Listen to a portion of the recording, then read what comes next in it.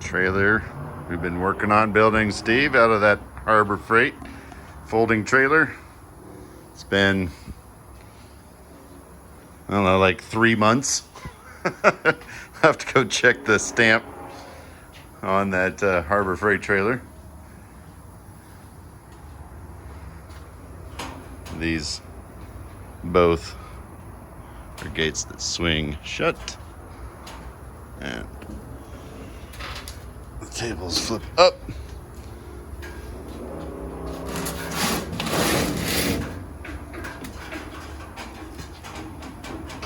Pin goes through to lock it.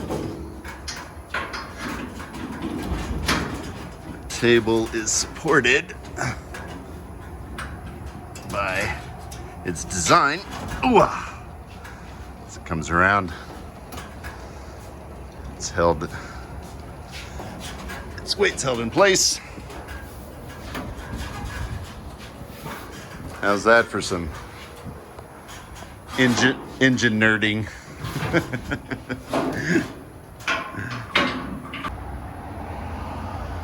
And there it is in the closed position. Toolbox in the middle. Oh yeah, gonna be some bat wing awnings that go up top. These are the brackets. We'll work on that next weekend.